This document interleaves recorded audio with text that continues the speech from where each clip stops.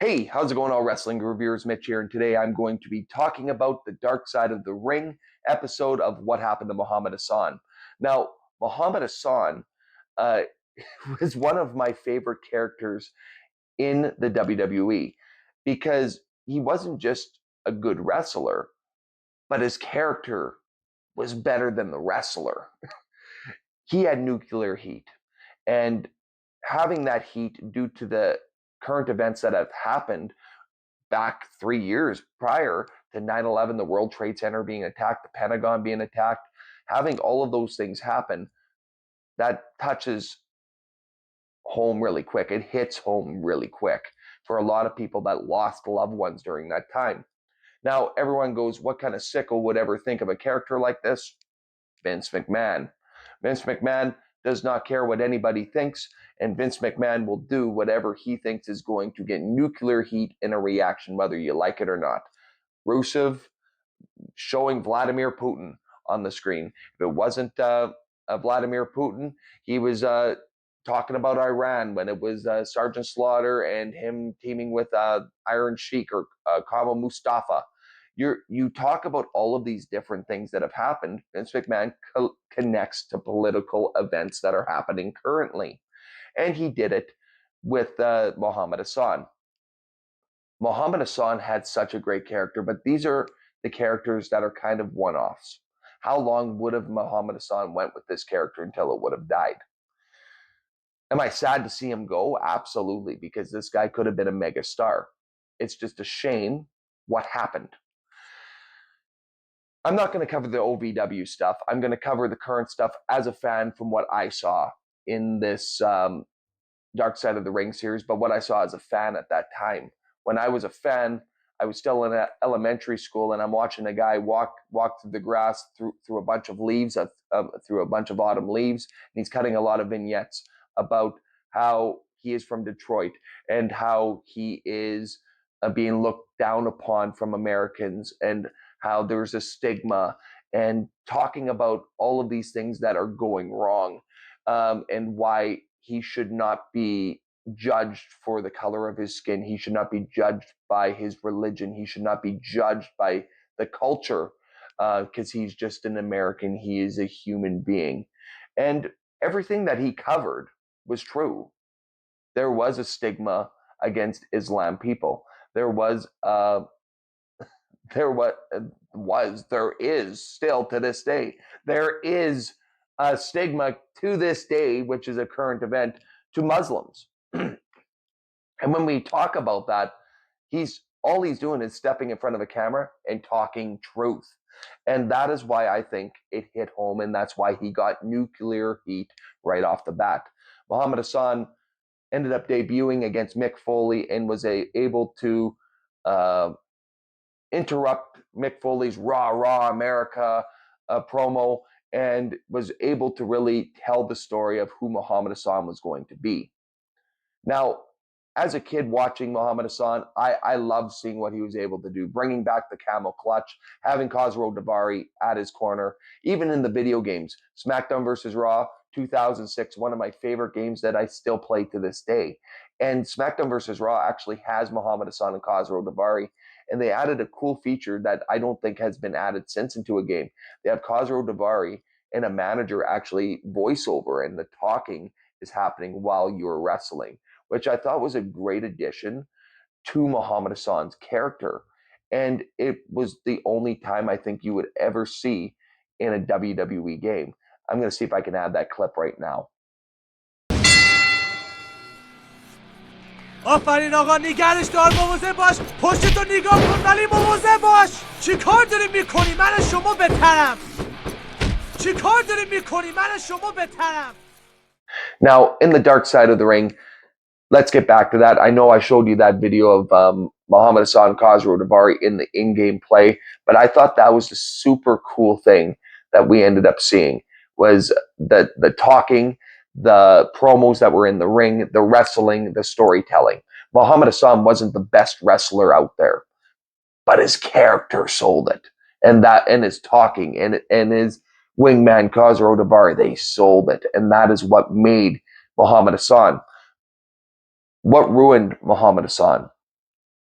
I'll tell you, sometimes Vince McMahon doesn't make the best decisions. And sometimes when you get super political and you realize that this guy has a rocket strapped to his back and he's going to the moon, sometimes things don't work out as planned. Few things before that, you see I'm wearing an Eddie Guerrero shirt and I'm wearing it for a reason. Uh, Having a rocket ship strapped right to your back and taking you to the moon, to the promised land of a world championship, you get heat from the boys. Why is my spot being taken? Why him over me? We're going to have a problem with him. To find out in Dark Side of the Ring that Muhammad Hassan ended up confronting Eddie Guerrero for using the camel clutch and said, "Hey, is there a reason why you're using the camel clutch? That's my finish. Do you think that's a good idea?" And Eddie Guerrero smirked on it, put a smirk on his face and looked up at Muhammad Hassan and ended up saying, my father created that move. He created the camel clutch. Basically saying, you know what, you can bug off right now. I am and will forever use this move because my dad did. So you can bug off now because I don't need you right now. I can do this because this is in the family. Did he get heat for it? Absolutely. Did he go to wrestlers court? Absolutely. Did he buy the boys $1,000 worth of drinks where they were pouring them out on the ground just to prove a point? Absolutely. But Eddie Guerrero gave his nod of approval. And to get a nod of approval from Eddie Guerrero is a big, big thing. And they made up from that. Due to him being pushed as heavily as Muhammad Hassan was, he was set to and you heard the plans, and I think all of us had that feeling already. Even me in elementary school had a feeling he was going to be a world champion. And he was so close. They feuded him with The Undertaker. And the one story that ended up shooting him right down was the London bombings. Having the London bombings and all of that stuff happen really hurt Muhammad Hassan, because in their story on SmackDown, even though with the warning down below that this is a storyline that's scripted, it still hit people the wrong way. And having Muhammad Hassan get edgier and edgier and edgier and edgier as time goes on, with him going down and putting his arms out and now speaking to Allah and now not talking about the stigma, he is now moving past and getting darker and darker and darker, even holding the Undertaker by the neck and going over his throat and doing the Undertaker thing, referring to beheadings that were happening at that time. It can get very dark. It can get very scary. And doing things like that to tell a story can really put the realism into attack. And when the London bombers came out, or the guys in the masks went into the ring and they ended up choking the Undertaker out, it was too much for the fan base. It was too much for the news outlets that were covering it. And to the point where the network said, you need to get rid of Muhammad Hassan. And that sucks. But the most terrible thing is you got rid of Muhammad Hassan and never even gave him another character after this. He was just done.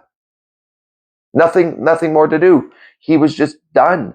And that is disheartening for me, knowing that you had a guy at the highest of highs and now he doesn't know what he's going to do.